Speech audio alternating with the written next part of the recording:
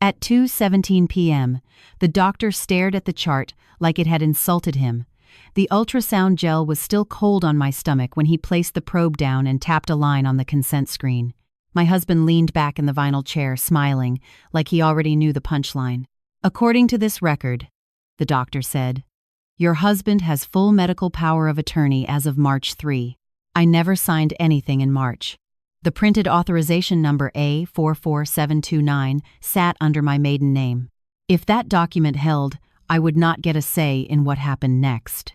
The room was too quiet for a weekday afternoon. The machine hummed beside me. A paper towel rested on my ribs, damp and folded twice. I stared at the ceiling tile with the faint cuck running through it. I didn't know it yet, but this wasn't a family argument. It was about who was allowed to sign my name.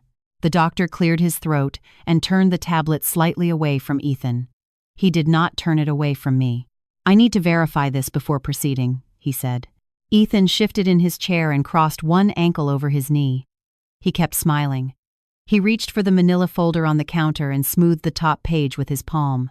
"She gets overwhelmed in medical settings," he said lightly. "That's why we filed it." I pushed myself up on my elbows. The gel slid cold across my skin. "Filed what?" I asked. He did not look at me. He looked at the doctor. The nurse in the corner adjusted the blood pressure cuff on the tray and avoided eye contact. I watched Ethan slide a stamped envelope halfway out of the folder. The embossed seal caught the light. That envelope had not been in our kitchen drawer.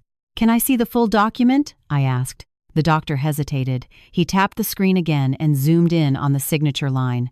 The signature curved like mine, but the last letter dragged too far down. I signed quickly. I never drag. Ethan leaned forward and pressed the folder closed with 2 fingers. "We already handled it," he said. "Let's not make this dramatic." The date was March 3. That was the night of the church fundraiser. I had been at the nail salon until 8, counting cash and closing the register. Ethan said he was setting up donation tables with Pastor Greg. The doctor placed the probe on the tray and wiped his hands with a folded cloth.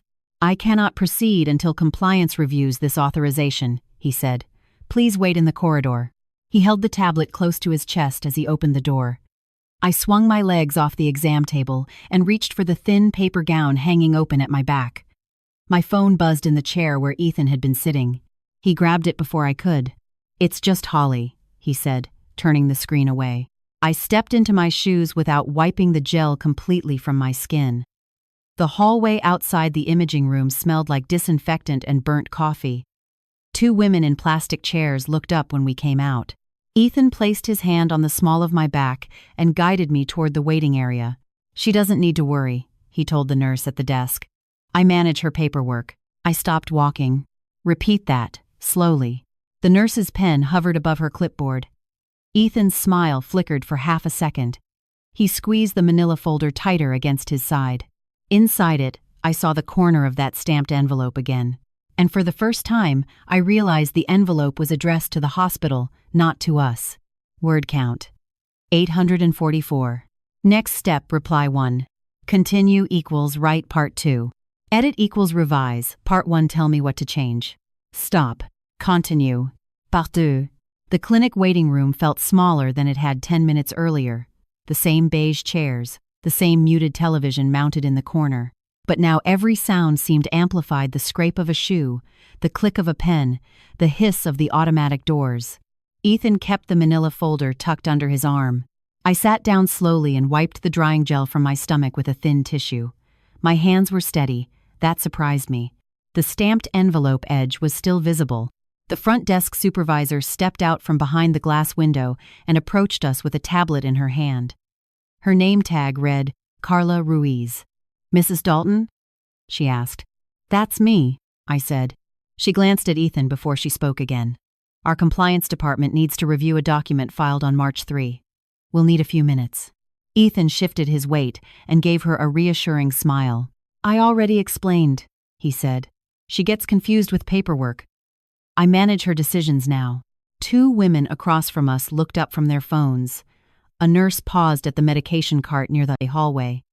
A security guard near the entrance lifted his chin slightly. The air tightened. I stood up. "Repeat that, slowly." Carla's eyes moved from Ethan to me. She did not smile. Ethan exhaled through his nose like I was embarrassing him. I said, he began carefully, that you asked me to handle the medical power of attorney. After your episode in February. There had been no episode. I folded my arms and felt the paper gown crinkle under my cardigan. What episode? I asked. He did not answer me. He addressed Carla instead. She fainted at work, he said. The nail salon. It scared her. I stared at him. I had not fainted. I had closed the salon at 8 that night, counted $642 in cash, and locked the glass door myself.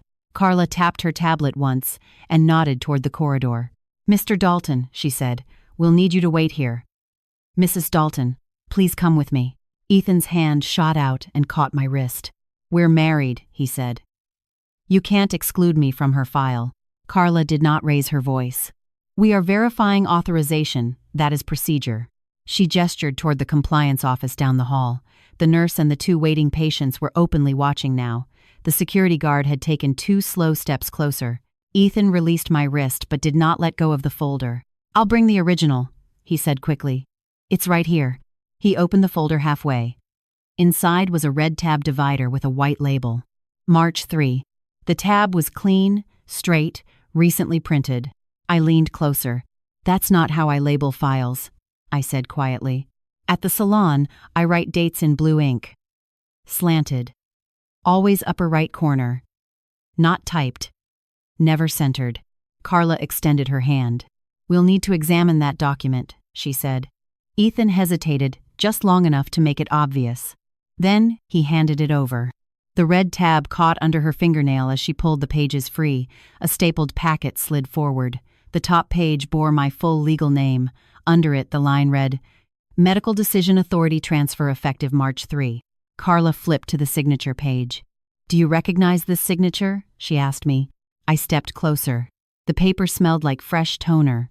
It looks like mine, I said. But it isn't. Ethan laughed once, soft and dismissive. This is unnecessary, he said. She signed at the fundraiser. Pastor Greg was a witness. The room went very still. Carla tapped the screen of her tablet again. We have visitor badge records for that evening, she said. Ethan's jaw tightened. We will verify, she added. Until then, no procedure proceeds. The nurse returned to the hallway and wheeled the ultrasound cart back into storage. The machine went dark. I watched Ethan's smile disappear for the first time. Carla turned slightly and signaled toward the security guard. Please remain seated, sir, she said calmly. The guard stopped near the doorway. Ethan leaned toward me, lowering his voice. You're making this worse, he whispered. I looked at the red folder tab still in Carla's hand, and I realized something else was wrong. The hospital visitor logs would show exactly where Ethan was at 8:42 p.m. on March 3. Word count, 833. Next step. Reply 1. Continue equals write part 3. Edit equals revise part. Twon't tell me what to change. Stop. Continue. Part 1. The compliance office was colder than the waiting room. A metal desk, 2 gray chairs. A wall clock ticking too loud for the size of the space. Carla closed the door behind us and placed the stapled packet on the desk. She smoothed the top page with her palm. I noticed she smoothed papers the way I did when I was steadying myself. Visitor badge scans are time-stamped, she said. If Pastor Greg witnessed this signature, we will confirm location. She rotated her monitor toward me. A grid of entries filled the screen. March 3, 8:42 p.m. Name, Ethan Dalton. Location, Community Hall East Entrance. My throat tightened. That's the fundraiser, I said. Carla nodded. Yes. But the filing timestamp for this proxy submission reads 8:42 p.m. as well. Submitted electronically through our external authorization portal. Same minute. Same time. She clicked another window open. A security camera still image appeared in the corner. Grainy. Time code stamped in white numbers. The image showed Ethan at the church entrance, shaking hands with a donor. Pastor Greg stood beside him, holding a clipboard. Ethan was nowhere near a hospital computer. The room felt like it tilted. That portal requires identity verification, Carla continued. A date of birth, a social security number, and a digital signature upload. I stared at the signature line in front of me. It's mine, I said quietly. But it isn't. Carla zoomed in on the uploaded signature file attached to the proxy. The curve at the end of my last name dragged too far down. I sign in blue ink at the salon. Quick. Upright. No drag. This one was copied. A still image from the church security feed showed Ethan's phone in his hand at 8:42 p.m. The screen glowed against his suit sleeve. Carla enlarged the frame. He could have submitted it from his phone, she said. If he had your identifying information. He did. He handled our taxes. He knew my date of birth. He had access to every document in our filing cabinet. The stamped envelope on her desk suddenly looked different. What is that? I asked. She turned it over. The embossed seal bore the hospital crest. The return address was printed neatly in the corner. It was mailed to confirm receipt of the proxy filing, she said. Standard procedure. It was in our kitchen drawer, I said. Carla looked at me carefully. Did you open it? No. Ethan always opened the mail first. She slid the envelope closer to me. Would you like to? My fingers trembled once before I steadied them. I slid a nail under the flap and tore it open along the crease. Inside was a single-page confirmation letter. Date received. March 4. Authorization number, a 44729. Submitted electronically. There was a line printed near the bottom. If this filing was not authorized by you, contact hospital compliance immediately. The paper felt heavier than it should have. I never saw this, I said. Carla leaned back in her chair. The signature upload time and the visitor badge scan are identical, she said. That is statistically unlikely. That was when the shape of it shifted. He had not just filed paperwork. He had tried to remove me from my own medical decisions. At the same minute, he was shaking hands in public. Carla folded her hands on the desk. This rises beyond internal correction, she said. It may constitute fraud. The word landed softly. But it stayed. My phone buzzed in my purse. Holly's name lit up the screen. I declined the call. I was staring at the still image of Ethan smiling at 8:42 p.m. Pastor Greg beside him, donation table behind them. And I realized something worse. The fundraiser had been live-streamed on the church page that night. Word count, 856. Next step, reply 1. Continue equals write part 4. Edit equals revise part 3, tell me what to change. Stop. Continue. Part cat. The live stream was still archived on the church page. Carla pulled it up on her monitor and turned the screen toward me. The video thumbnail showed the donation table under string lights. A banner hung behind it with the church logo in blue and gold. Timestamp in the corner, 8:41 p.m. She pressed play. The camera angle was slightly tilted, like someone had propped a phone against a stack of hymnals. Pastor Greg stood near the entrance, greeting donors. Ethan stepped into frame, adjusting his tie. The time code rolled forward, 8:42 p.m. Ethan lifted his right hand and shook hands with a man holding a check envelope. With his left hand, he held his phone low against his jacket. Carla paused the frame and zoomed in. His thumb was moving. Submission window shows 8 hours 42 minutes and 17 seconds p.m., she said quietly. The security still from the hospital portal showed the same time. Same minute, same second. The room felt very small. He would have needed my identification. I said. Yes, Carla replied. Full legal name. Date of birth. Social security number. He had access to all of it. He kept our tax documents in a locked drawer in his home office. He always said it was for organization. I thought it was responsible. Carla opened another tab. This proxy was marked urgent, she said. Flagged as high-risk patient history. I stared at her. What history? She scrolled down. There it was. A paragraph typed under my name. Patient experienced syncopal episode in February. Demonstrates impaired judgment under stress. Spouse requests authority transfer for safety. My mouth went dry. I never fainted, I said. Carla looked at me carefully. That claim has no corresponding medical record. He had invented it. The gel on my skin had dried stiff under my cardigan. I could feel it crack when I shifted. Carla printed the submission log and slid it across the desk. I smoothed the paper automatically, pressing the crease flat. The printer ink smelled sharp. "If we refer this to law enforcement," she said, "they will likely request the device used for submission." Ethan's phone. The one he had turned away from me in the scan room. My own phone buzzed again. This time it was a message preview from Holly. "Why is Ethan saying online you're unstable?" I felt something snap into focus. "Online?" I asked. Carla tilted her head. I opened the church page on my phone. A clip from the fundraiser had been reposted with a caption, "Prayers for Marissa as she navigates health challenges. Grateful for a strong husband stepping up." Below it, Ethan had commented, "Doing what I have to do to protect her." The timestamp on his comment read 8:45 p.m., 3 minutes after the proxy submission. He had built a narrative in real time. My hand tightened around the phone. "He created context," I said. Carla nodded slowly. "That strengthens intent," she said. I looked back at the paused frame of him smiling under the string lights. Donation envelopes stacked neatly on the table. He used the fundraiser as cover. The printer spat out another page. Carla slid it toward me. "Police incident referral number will be generated if we proceed," she said. "You would need to make a statement." I thought about the nail salon, about counting $642 that night, about locking the glass door alone. I thought about him telling a room full of people I had fainted. I thought about the line in the confirmation letter. "If this filing was not authorized by you, contact hospital compliance immediately." I lifted my eyes to Carla. "Yes," I said. She picked up the phone on her desk and dialed a number from memory. And somewhere across town, Ethan's phone began to matter more than his smile. Word count, 874. Next step reply 1.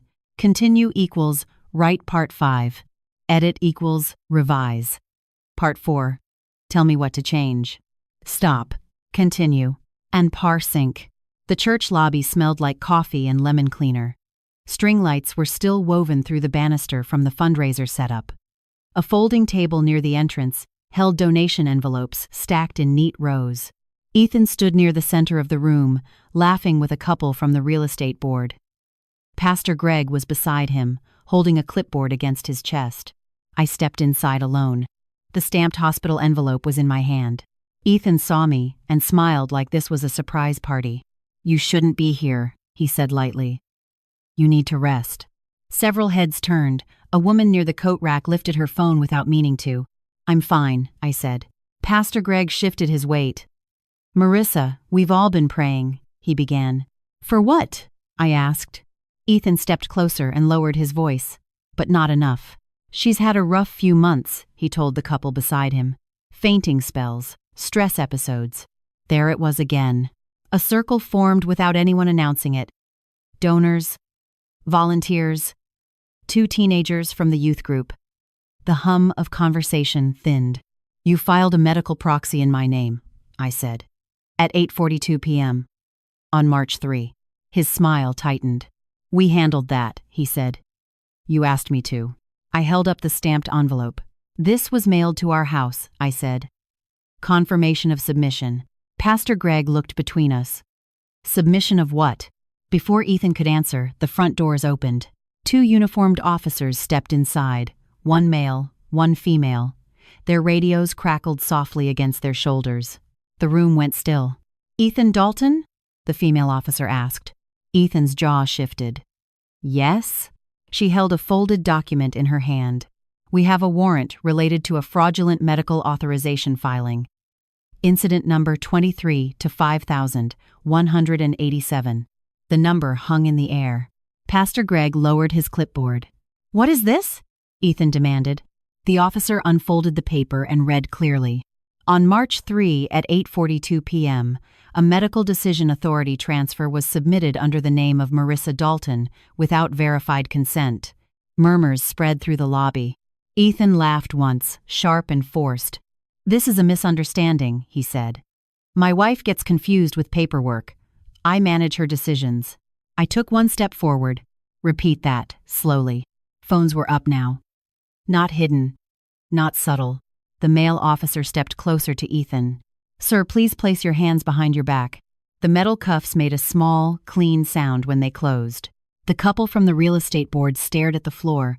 Pastor Greg's mouth was open, but no words came out. The female officer continued reading. Submission timestamp matches video evidence placing you at this location while filing electronically. She gestured briefly toward the banner and string lights. Same minute. Same second. Ethan turned toward me as they guided him toward the door.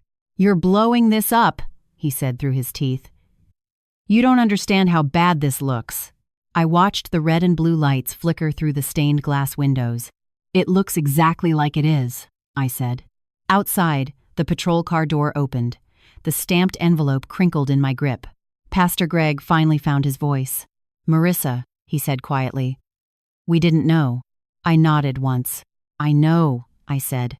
The patrol car pulled away under the string lights, and the church lobby felt bigger than it had in months. Word count: 827. Next step: reply 1. Continue equals write part 6. Edit equals revise. Part 5, tell me what to change. Stop. Continue. Or for 25. The news clip ran for 23 seconds.